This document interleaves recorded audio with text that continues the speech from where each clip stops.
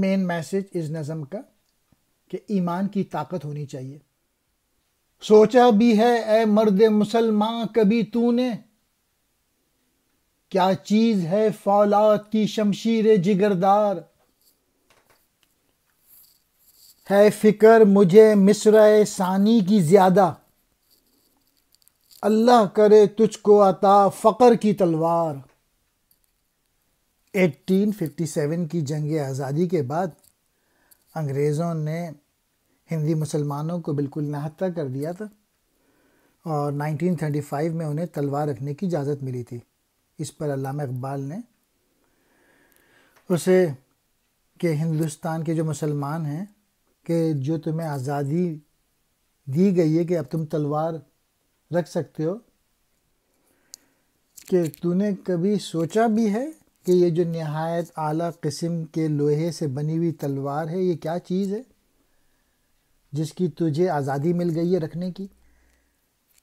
اس شعر میں اور اس کے اگلے شعر میں شعر کی بات مکمل ہوتی ہے۔ مصرع اول اور مصرع ثانی کی شاعرانہ اصطلاحوں کے پس منظر میں علامہ اقبال نے اپنی بات اور بڑھائی ہے۔ وہ کہتے ہیں کہ یہ اس شعر کا پہلا مصرع ہے جس میں توحید کے بھید چھپے ہوئے دکھائی دیتے ہیں۔ دوسرا مصرع اس کے بعد آتا ہے جس سے شعر یعنی بات مکمل ہوتی ہے۔ فولاد کہتے ہیں لوہے کو، شمشیر تلوار،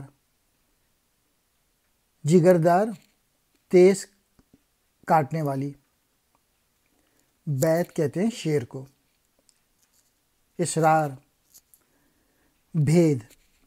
مصرع اول شعر کا پہلا جز۔ ہے فکر مجھے مصرع ثانی کی زیادہ، اللہ کرے تجھ کو عطا فقر کی تلوار۔ قبضے میں یہ تلوار بھی آ جائے تو مومن، یا خالد جاباز ہے یا حیدر کرار۔ جس طرح کوئی شعر دو مصروں سے بغیر مکمل نہیں ہوتا، اسی طرح سے جو مضمون اقبال ادا کرنا چاہتے ہیں وہ ان دو شعروں میں پورا ہوتا ہے۔ پہلے شعر میں اس نے مصرع اول کی بات کر کے لوہے کی جگردار تلوار کا ذکر کیا ہے، اور اس دوسرے شعر میں انہوں نے فولاد کی تلوار کے مقابلے میں فقر کی تلوار بیان کی ہے کہ اللہ کرے کہ مسلمانوں کو فقیری ملے، درویشی ملے، اور اگر اس کی تلوار مل گئی تو پھر مسلمان عروج حاصل کریں گے، اور جو فقر کی تلوار ہوتی ہے، جو درویش کی تلوار ہوتی ہے، وہ آنیسٹی کی تلوار ہوتی ہے، وہ انٹیگریٹی کی تلوار ہوتی ہے، وہ کریکٹر ہوتا ہے، وہ عمل کرنے کا ہوتا ہے، خود ہی بڑھانے کا ہوتا ہے۔ اگر ایمان نہیں ہے، ایمان کی طاقت نہیں ہے، اگر کریکٹر نہیں ہے تو دین کے بغیر جو ہے تلوار کی کوئی حیثیت نہیں ہوتی۔